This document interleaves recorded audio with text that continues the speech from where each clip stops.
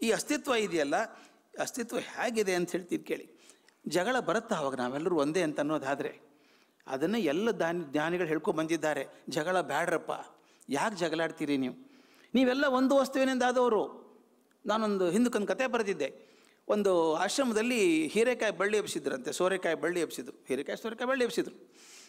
ಆ ಬಳ್ಳಿ ಆಗ್ತಿರ್ಬೇಕಾದ್ರೆ ಒಂದು ಸೋರೆಕಾಯಿಗೆ ಕೋಪ ಬಂತಂತೆ, ಇನ್ನೊಂದು ತುಂಬ ಹತ್ತಿರ ಬರ್ತಾ ಇದೆ ನನಗೆ ಅಂತ. ಜಗಳ ಶುರು ಆಯಿತು ಅವ್ರ ನಡುವೆ.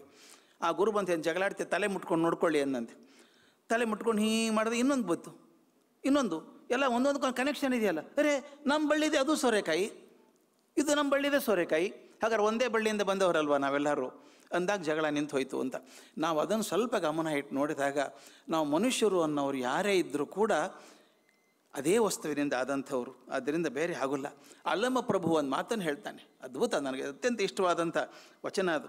ನಿಮ್ಮಲ್ಲಿ ನೀವು ತಿಳಿದು ನೋಡಿದರೆ ಅನ್ಯವಿಲ್ಲ ಕಾಣಿರಯ್ಯ, ನಿಮ್ಮಲ್ಲಿ ನೀವು ತಿಳಿದು ನೋಡಿದರೆ ಅನ್ಯ ಇಲ್ಲ ಕಾಣಿರಯ್ಯ, ಅರಿವು ನಿಮ್ಮಲ್ಲಿಯೇ ತದ್ಗತಿತವಾಗಿದೆ, ಅನ್ಯ ಭಾವ ನೆನೆಯದೆ ತನ್ನೊಳಗೆ ತಾನೆಚ್ಚರ ಬಲ್ಲೊಡೆ ತನ್ನಲ್ಲಿಯೇ ತನ್ಮಯನು ಗುಹೇಶ್ವರ ಅಂತ. ನೀವು ಹೊರಗಡೆ ಹುಡುಕಬೇಕಾಗಿಲ್ಲ ಯಾರನ್ನೂ, ನಿಮ್ಮಲ್ಲೇ ನೋಡ್ಕೊಳ್ಳಿ. ನನಗೂ ಮಾಂಸ, ರಕ್ತ, ಎಲುಬು ಎಲ್ಲ ಇದೆ, ನಿಮಗೂ ಅದೇ ಇದೆ. ಆಕಾರ ಬೇರೆ ಇರ್ಬೋದು ಅಷ್ಟೇ, ಅದರ ಮೂಲ ವಸ್ತು ಒಂದೇ, ಒಳಗಿರುವ ಶಕ್ತಿ ಒಂದೇ. ಈ ಬ್ಯಾಟ್ರಿ ಸೆಲ್ ತೆಗೆದು ನಾನು ಅದನ್ನು ಕ್ಲಾಕಿಗೆ ಹಾಕಿದಾಗ ಕ್ಲಾಕ್ ನಡೀತದೆ, ಅದನ್ನು ಟಾರ್ಚ್ಗೆ ಹಾಕಿದರೆ ಟಾರ್ಚ್ ನಡೀತದೆ, ಅದೇ ಸೆಲ್ಲು, ಅದೇ ಎನರ್ಜಿ.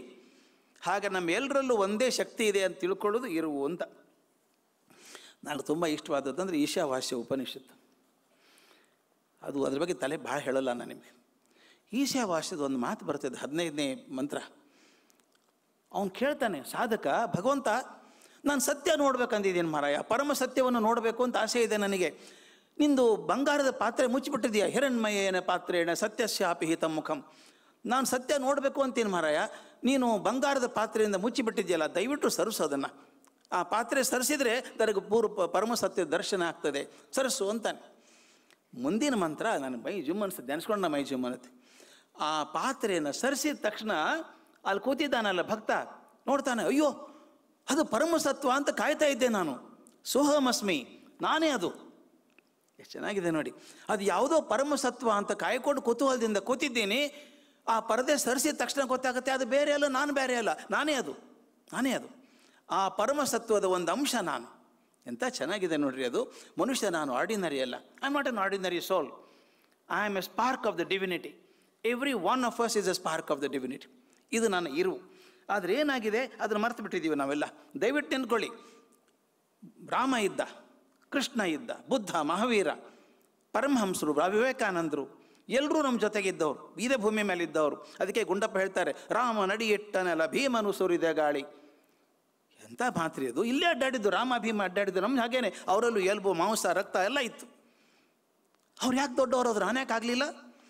ಕಾರಣ ಇಷ್ಟೇ, ಯಾರು ತಮ್ಮ ಇರುವನ್ನು, ಮೂಲ ಸತ್ಯವನ್ನು ತಿಳ್ಕೊಂಡ್ರೋ ಅವ್ರು ದೊಡ್ಡವರಾದರೂ ದೇವರಾದರು.